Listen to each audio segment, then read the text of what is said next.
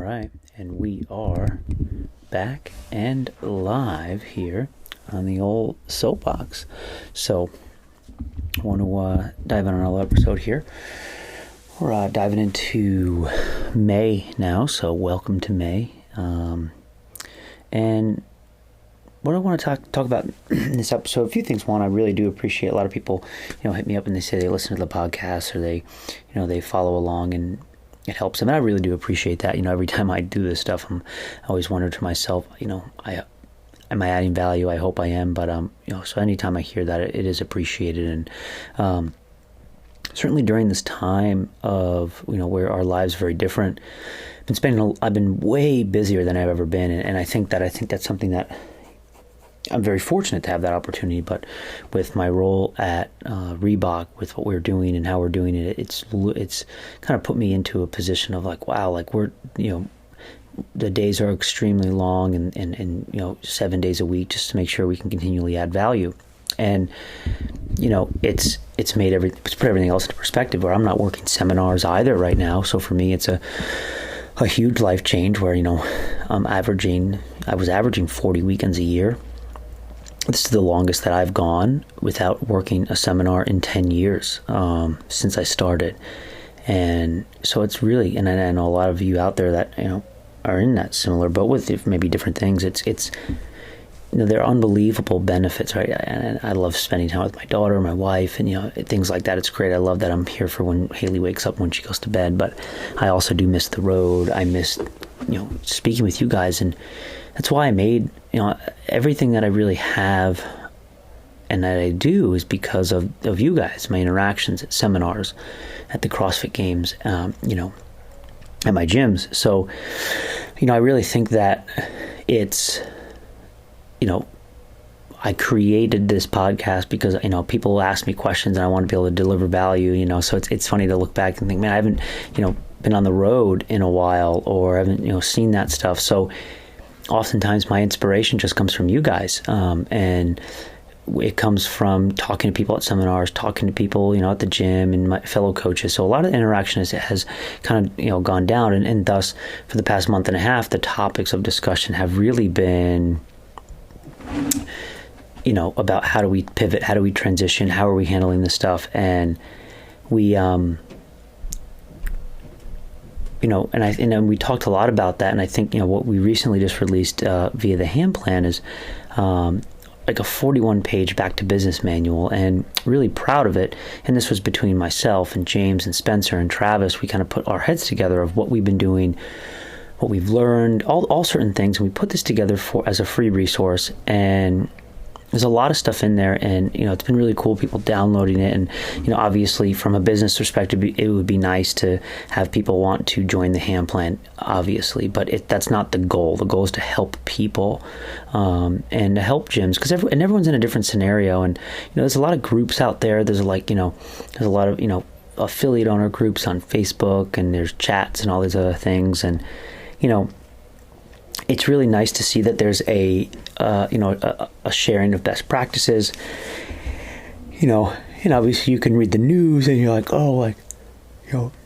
Zoom classes aren't enough, whatever it might be. But here's the thing, and I said this before, everyone's got a different thing. And, what has been, and the reason why I want to hop on this soapbox, and this podcast is talk about, all right, well, what can we actually do? And I think it's so easy to forget, when someone's like, well, Zoom classes aren't enough, or, what do you like, your product's very different. Well, like, let's just call a spade here, right? Like, all right, if you're renting out your equipment, there's a value to that. And if you're offering your expertise via online coaching, there's a value to that. In fact, virtual coaching is a very lucrative business, and it's very expensive. Whether you're paying for one-on-one or a group, look at the nutrition world. So don't sleep on the value of online. Now, it's not the product that you were offering months ago. So does it pivot and to transition and give people the opportunity to opt out if they want, of course. But I definitely think you can add value to people, and more than you think.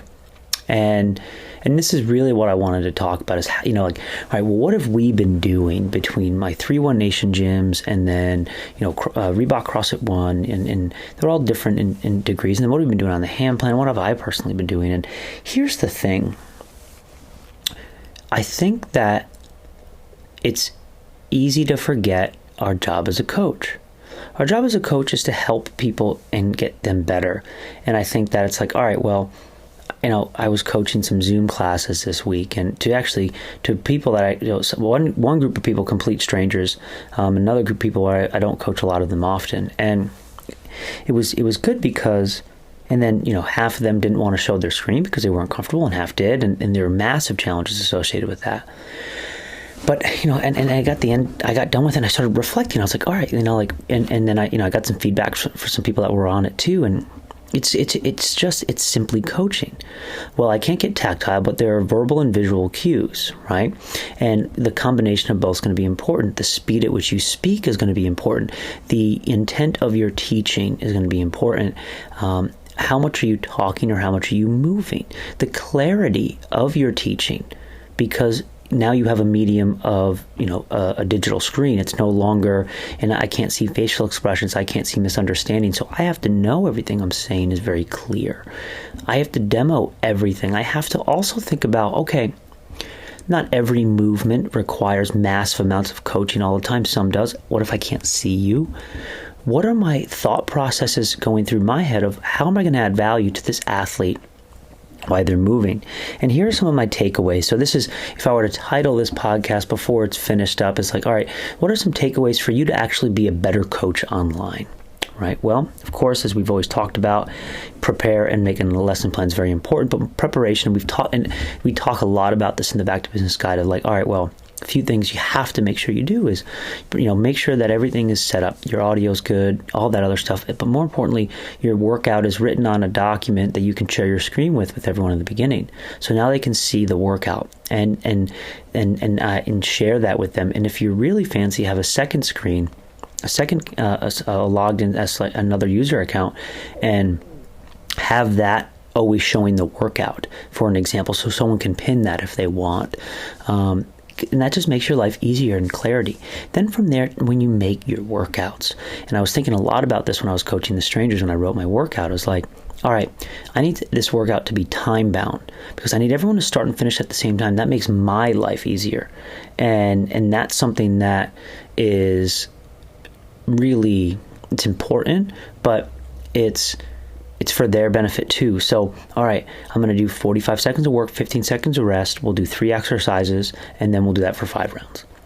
And right away, being clear, all right, well, then what's the challenge? I think about people that might have questions. Well, what if I can't move for the whole 45 seconds? Answer that question before. So think about, go through every question you can imagine as you read your workout you've written, and then try to answer that in the explanation. Answer that while you're going through some of the warm-up movements that don't require a lot of coaching.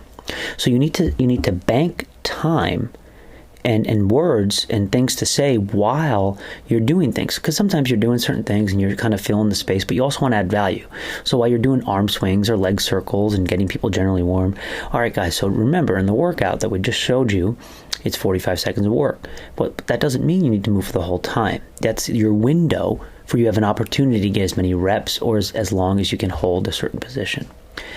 And people are like, oh, okay, that can be helpful. And by the end of the general warm-up, not only they're generally warm, but you've probably answered all of their frequently asked questions. Then when you go from there, the class is set up the same, and then you dovetail it into a skill-specific. The skill-specific isn't going to be super crazy. The loading isn't going to be high, but be prepared for different types of equipment people might have. A dumbbell, a kettlebell, a backpack. So make sure you're prepared. If you have to change rep schemes or movements a little bit, demo all of those, talk about those, and show them, have all of the stuff ready for yourself. Important for you as a coach to give that to them.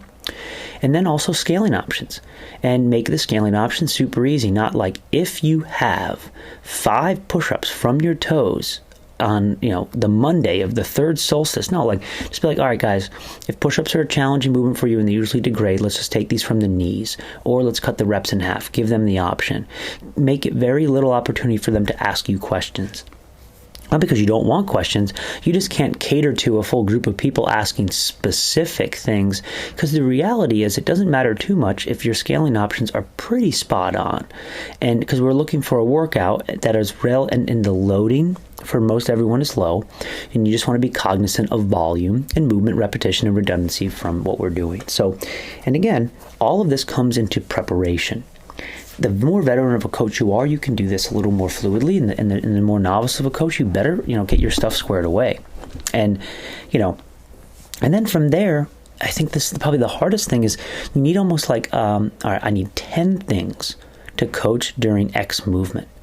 Certainly if you're not going to be able to see people. So if you're on a YouTube platform or if people aren't sharing their screen. So if they're in a plank position, what are you going to tell them? How do you make it harder? How do you make it easier?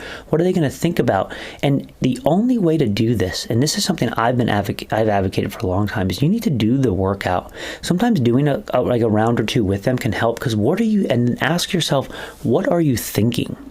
What are you doing? Are you moving your fingers? Are you kind of, tightening your belly? How are you doing that? Are your feet close? Are they wide? Where are your hands? Where are your fingers pointed?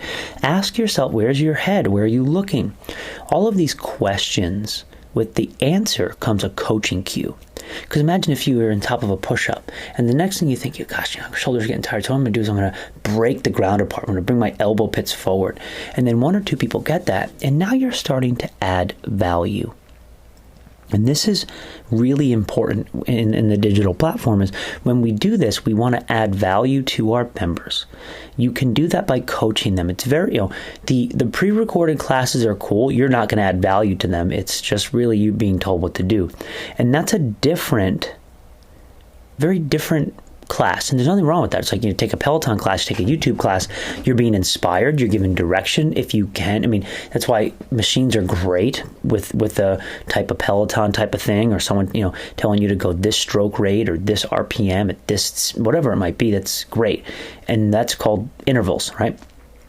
And you're not going to get coaching on your back position, your knee position, things like that, because there's no interaction.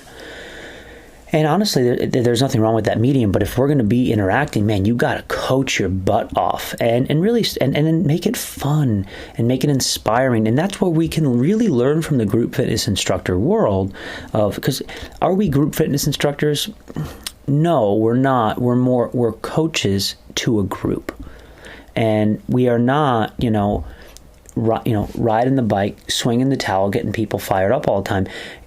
It is not that you don't need to do that, but you in the CrossFit gym setting. But now virtually, you do need a little inspiration. You need a little entertainment, and of course, the education needs to be transmitted as well. So, who would have thought the same guiding tenets are there? But here's what you probably shouldn't do. You shouldn't be sitting in front of your computer and not helping, not moving with them. You need to be very active with them. You need to be demoing, kicking down, showing options. What I like to do is another thing is like if we're transitioning to another movement, always showing those repetitions like right as the movement's about to start, because now people know, because people forget. Smaller things like showing, when you're doing it, share your screen as a clock so they see the clock, and they can also see you in a smaller window if they need to. But now they can be looking at the screen for that. Also time check, so people aren't always looking at the computer or wherever they're streaming from. So, just think about yourself. What are you looking for? All of those little things. And I think that can be very helpful for you. But I definitely think we can add value and as coaches and guys, because, as we highlighted in our Back to Business guide a lot, like we believe that the virtual class and the virtual offering should be there. Even, yeah, you weren't good at virtual offerings 6 months ago, but you're probably better now. And I do think that there's a value to it, and things that you're going to need to deliver a better product consistently for this. But why wouldn't you offer it? And why wouldn't you offer a virtual class if it's something that you think people want? And maybe it helps you, a new revenue stream. Maybe it helps you in the transition time. And, who knows what next year is going to look like. And let's not speculate. That's not my specialty when it comes to what's happening in the world. But I will tell you that I do want to speculate on where our world of fitness is going to be. And I think that the virtual class and the virtualization of fitness is going to be here to stay. And we see it, we've seen it on the hand plan and virtual programming. It's something that is absolutely, people want it, and they want a lot. Like our Ham at Home program, we post daily videos. That's a lot of work, but gosh, I couldn't imagine not posting videos, because the movements that we do are sometimes obscure, specifically in body weight. And we also can give tips that it's very hard to transmit through text, even picture. But video is such a beautiful medium. And so I definitely think there's a lot of value to that. There's a lot of hurdles that we need to overcome. But, I think as gyms start to evolve and get through this crisis, we need to evolve too. And that's why we gave that business guide out there, is because we truly believe that it's gonna be a lot of work, and it's gonna be hard. And if you were asking me, well, what do I see myself doing with this? Well, no different what I was doing before, just helping coaches and helping give them resources, and never stopping the learning. Where we have the level 1s and level 2s, those aren't going to go anywhere. Those will come back as soon as we can get in some more larger groups out there, and then online. And then we're just we're going to be taking a lot of our coaching development online. We're going to be taking a lot of this stuff virtually, because it's also it's a cheaper medium, and where you don't need to travel, and they don't and that can be really helpful. Don't get me wrong, the premium will always be in-person experience, and that will never change. That has never changed. But you can do some really cool stuff virtually, right? I mean, there's notion to doing virtual stuff with people, right? Like, think about playing video games with your friends. You're playing video games virtually, but with your friends. Fitness will start to be the same too. And so will developments. Like, hey, we're going to do this skill session with Austin, but it's going to be virtual. So you get with your friends, and it's a virtual transmission of that skill, and that's something we're going to be doing more too. And I think people are going to want to do it. I've gotten requests for it, and so this is why we've been so busy. I've been so busy, more exhausted than I've ever been my whole life. Good stuff, because we're learning new skills.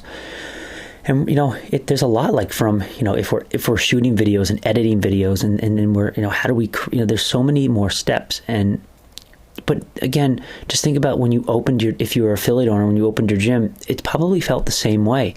Every single thing, and it's no different. We're just it's a different time and for a different reason, but we answer the bell, and so I wanted to share that with you guys. As coaches, we have to keep adding value and delivering this stuff. You don't just sort of sit back and be like, oh, like, I'm just going to, turn the Zoom thing on. No, like, you need to become an expert.